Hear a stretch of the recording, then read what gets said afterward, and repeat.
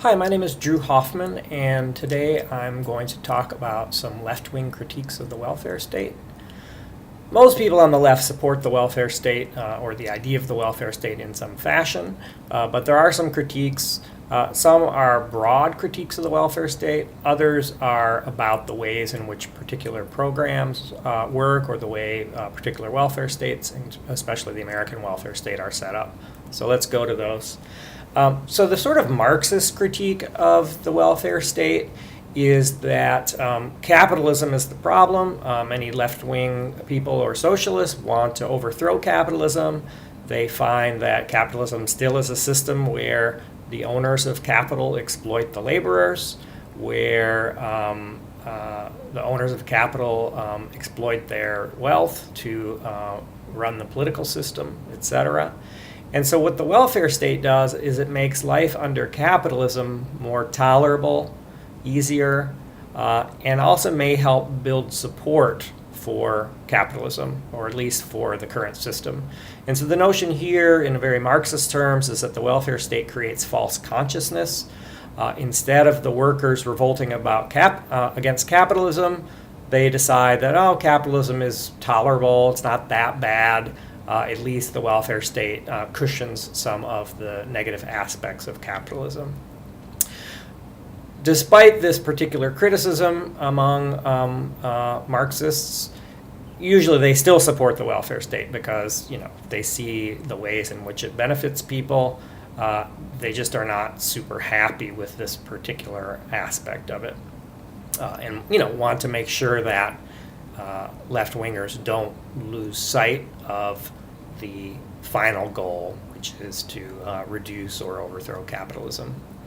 There's also a critique of the welfare state that means-tested relief that's oriented to particular groups and especially towards the poor, ends up dividing the working class so that people who are eligible versus those who are close to eligible but not eligible, working class people who have needs of their own, but who are not eligible for those benefits because they're not poor enough.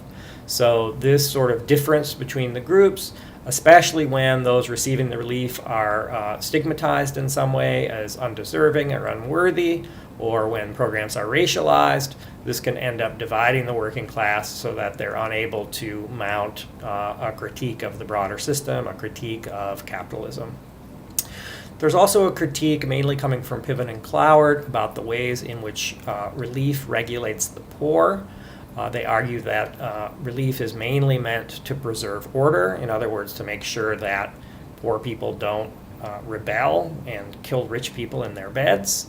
Also a notion that this relief often serves to enforce social norms. For example, the welfare reform of 1996 was very much oriented towards promoting marriage. So this is a particular vision of the society, essentially. A third critique relates to the idea that because relief is often stigmatized, people don't want to take relief, they don't want to receive benefits. So this forces them to stay in the labor market, even when the labor market is exploitive. Moreover, a lot of welfare programs these days also include work requirements. So this also forces people into low-wage, exploitive, very hard work, where sometimes workers are also taking advantage of employees in various ways. This idea about enforcing work also accounts for the fact that many benefits, especially in the American welfare system, are set very, very low. This is meant to ensure that people who receive relief suffer and want to return to the labor market.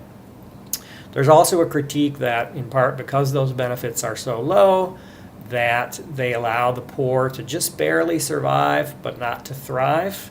Also a notion that these programs can, if there aren't ways to receive jobs or receive training, etc., then they don't really help people to get out of poverty, but just to provide a minimum floor below which people should not fall, but nothing near a quality level of existence. There's also an ecological critique of the welfare state. In broad terms, these people from green parties or from the ecological perspective support welfare state programs, but they'd like to see them changed in various ways. Their first critique is that a lot of welfare state programs are about increasing GDP and then redistributing GDP, redistributing economic growth, economic benefits more broadly. And so they argue that the welfare state, in this emphasis about money and receiving benefits, doesn't really challenge the capitalist ethic or the industrial ethic of growth. Growth is always good. They argue that growth is not always good and that it has enormous environmental costs, which we are now facing, and that welfare state programs need to consider that. As part of that same critique, they argue that the existing welfare state does not question the employment ethic of capitalism and argue that earning wages in the labor market is the most important thing and valued over lots of other values like taking care of children, family, volunteerism, etc. Also a notion so this is a broad critique of capitalism, essentially, but an idea that the welfare state doesn't really critique capitalism or doesn't really threaten capitalism in any way, that in fact it may reinforce it.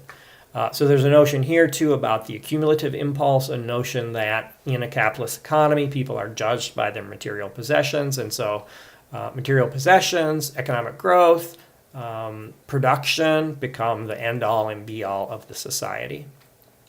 Some of their ideas for changing the welfare state involve reducing the length of the work week. The American work week is unusually long compared to those in other countries.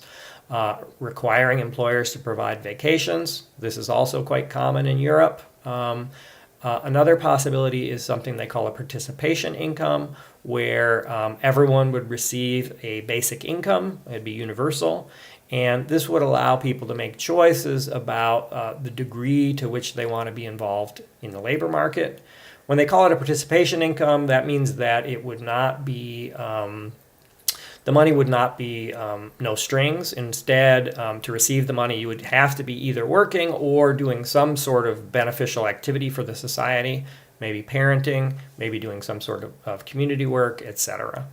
So there's a real focus here on less labor, more quality of life, better child rearing, more parenting, more community involvement, things like that. So trying to get away from a sort of productivist, growth, consumerist type of ethic. Thanks very much. Those are some left-wing critiques of the welfare state.